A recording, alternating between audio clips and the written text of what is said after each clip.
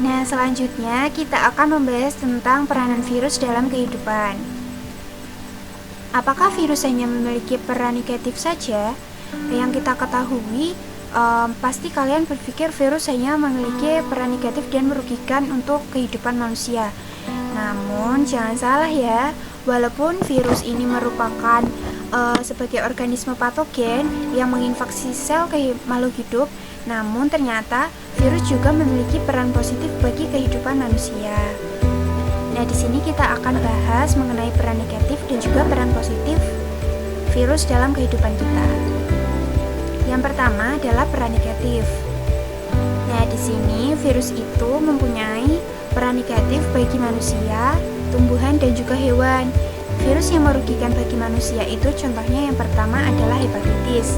Kalian tahu enggak kalau orang yang hepatitis itu seperti apa? Nah, di sini orang yang mengidap penyakit hepatitis itu biasanya itu dikenal sebagai orang yang memiliki penyakit kuning. Nah, hal ini disebabkan oleh warna kuning yang muncul pada bola mata juga kulit dari penderita hepatitis. Nah, penyebabnya itu dari penyakit hepatitis itu adalah virus yang mengakibatkan bengkaknya organ hati, sehingga empedu akan mengalir atau beredar ke seluruh bagian tubuh.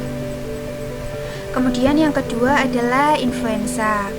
Nah, seperti yang sudah kita bahas di minggu lalu ya, pasti hampir sebagian besar orang pernah mengalami influenza.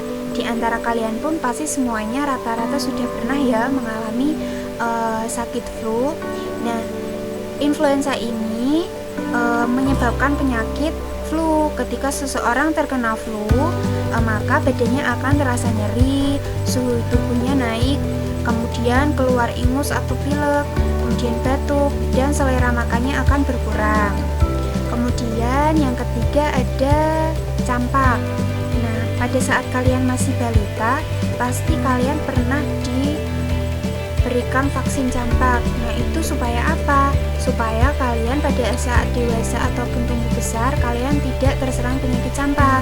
Nah, virus penyebab penyakit campak ini disebut dengan virus morbili yang terjadi pada bagian-bagian kulit. Penyakit ini banyak diderita oleh anak-anak, dan gejala penyakit campak ini adalah demam, batuk, matanya terasa perih dan sensitif terhadap cahaya, kemudian seluruh badannya terasa linu yang akhirnya muncul bercak-bercak merah.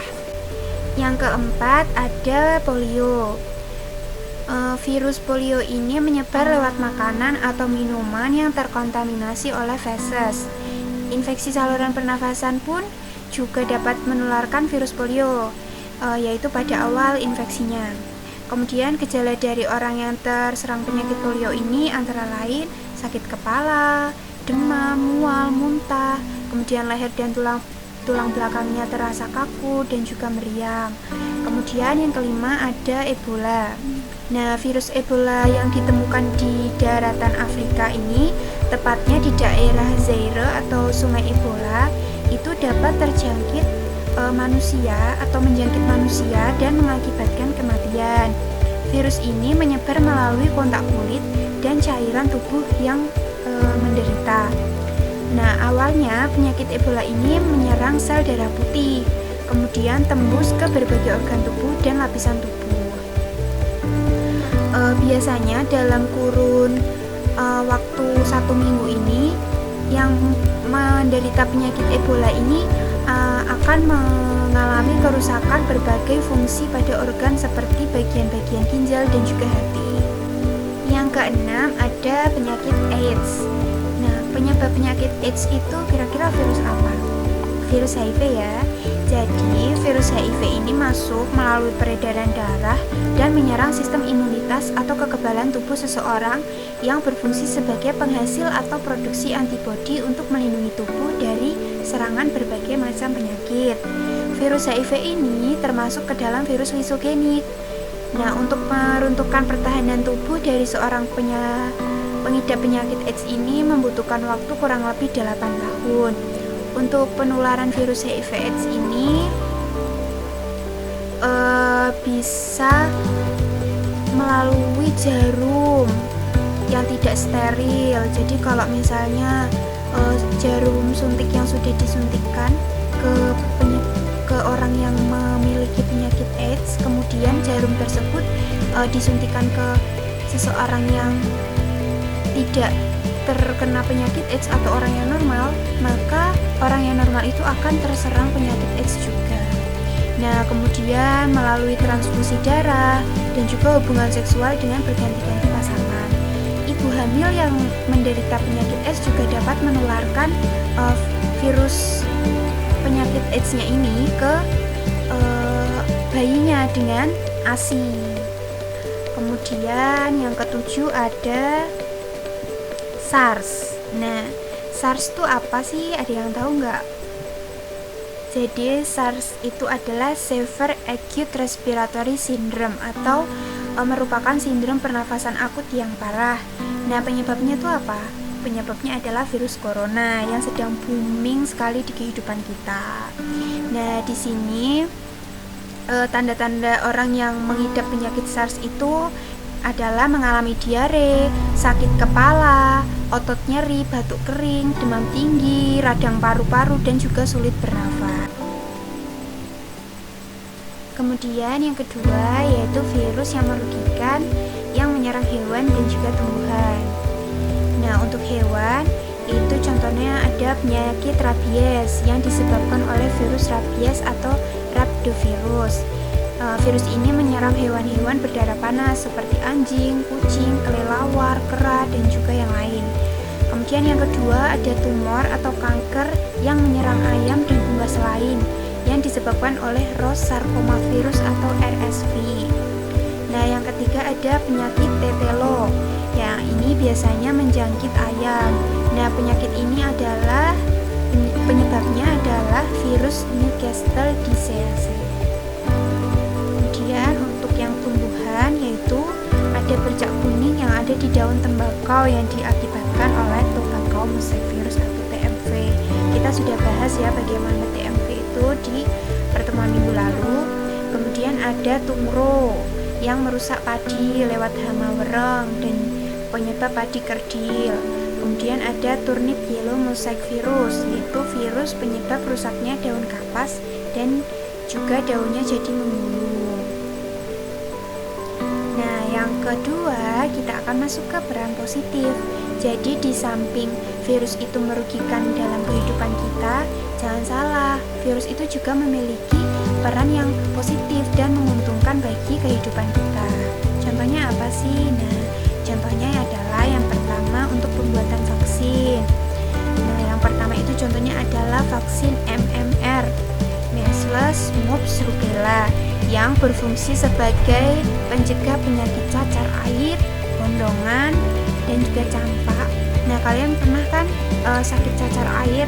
Nah, kan biasanya kalau udah pernah terjangkit penyakit cacar air, maka saat kalian berdekatan dengan orang atau teman kalian yang menderita penyakit cacar air, maka kalian sudah tidak akan tertular katanya, karena kalau kita sudah menderita penyakit cacar air sekali, maka seumur hidup kita tidak akan terkena penyakit cacar air lagi, seperti itu. Kemudian yang kedua ada OPV atau oral polio vaksin. Ya, ini berfungsi sebagai pencegah penyakit polio. Kemudian ada HZV atau varicella zoster vaksin. Itu berfungsi untuk mencegah penyakit cacar air. Nah, kemudian ada HPV atau hepatitis B vaksin yang berfungsi sebagai pencegah penyakit sakit kuning. Ya, yang kedua ada pembuatan pelawan racun atau antitoksin. Nah, di sini upaya penggabungan DNA virus dengan DNA lain yang menguntungkan akan mempengaruhi bakteri yang nantinya akan diinfeksi. Dalam hal ini, DNA virus akan digabungkan dengan DNA manusia yang mengawasi sintesis perlawanan racun, yang kemudian selanjutnya DNA itu oleh virus lysogenik disambungkan ke sel bakteri sehingga bakteri tersebut akan mengandung gen penghasil zat pelawan racun atau disebut dengan antitoksin. Seperti itu. Nah, yang ketiga ada pelemahan bakteri.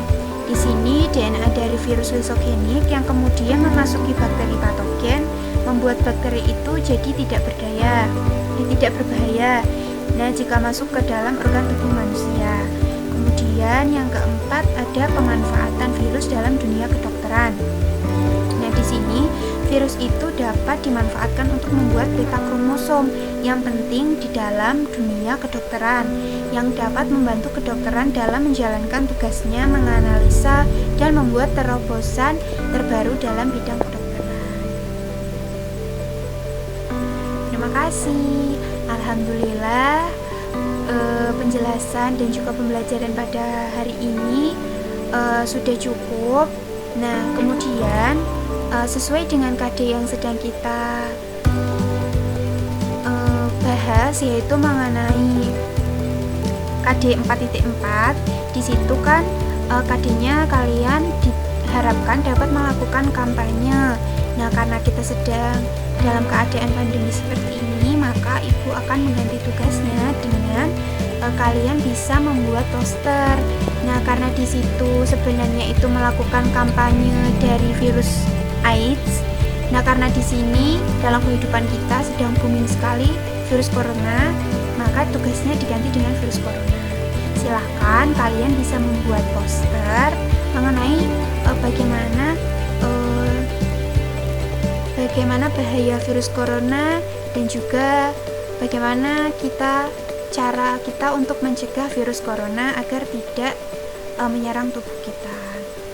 Silahkan nanti tugasnya dibuat bisa menggunakan aplikasi, contohnya seperti aplikasi Canva.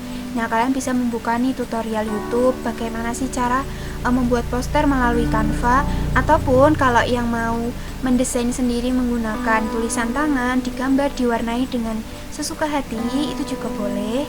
Jadi silakan pilih sesuai kemampuan kalian dan bisa dikumpulkan melalui e-learning. Nah, Ibu nanti akan mempublish tugasnya dan kalian bisa kumpulkan lewat e-learning. Nah, begitu saja.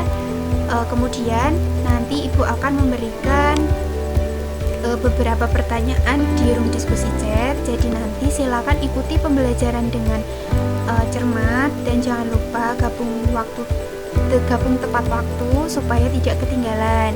Dan nanti dimohon semua siswa aktif dalam pembelajaran, karena penilaian kalian tidak hanya pada saat mengikuti pembelajaran saja, namun keaktifan juga menjadi poin kalian. Sekian penjelasan dari Ibu dan pembelajaran dari Ibu. Semoga video ini bermanfaat. Terima kasih sudah memperhatikan dan menonton. Sekian dari Ibu. Wassalamualaikum warahmatullahi wabarakatuh.